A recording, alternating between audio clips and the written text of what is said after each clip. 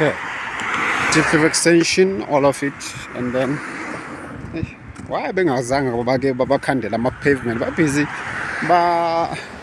ntshotshana ney'mali benza ngathi benza something lapha ngase-FNB, but for the amount of monies that they have amassed, ngabe kudala bakhanda i-land paving la for cycling, and njengathi sasithanda ukugijima, okay, besigijima that side nothando, so from le omonde siyojika le zone 2 deep roof, sishone le ezansi siyodlula ngase-Immaculata, sesikhupha nge-Deep Reef Extreme Park,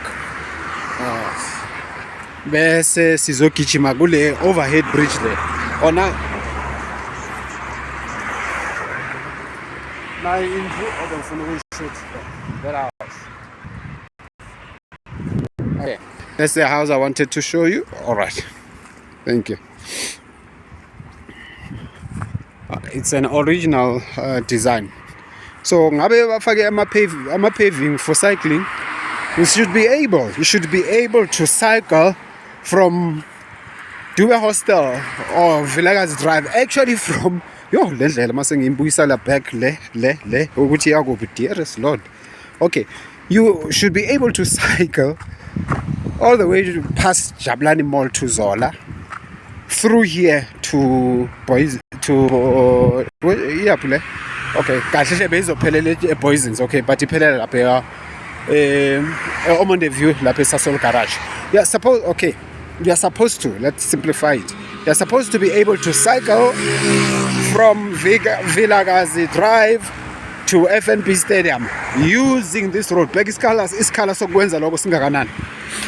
Mara ke uyazi ukuthi abantu abaphethe i-tourism abobani ne abe-ANC ne, and then futhi abezwa next noma umuntu yabakhuthaza labantu ukuthi aba-advisor umuntu omnyama abakuboni ukuthi yini, basebenzisa ama-prescriptions awe-tourism adefine amabhunu nabelungu be-DA.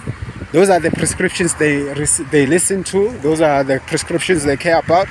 They don't give a damn about your proposals as a black South African at all abakulaleli. So ngeke ngabhalela ne-tourism company kwakusisi zama ukudlulisa ama-ideas. You know, these ideas are supposed to be bright ideas kubona, and they are supposed to rather create income. So ama-ideas amaningi abantu abaningi bashone nawo ngoba izinja ze-ANC, aboswayini abane-low self-esteem, abasaba belungu beqinela thina, they blocked us. All right, so there are many tourism ideas that we are dying with. All right, I'm not dying yet.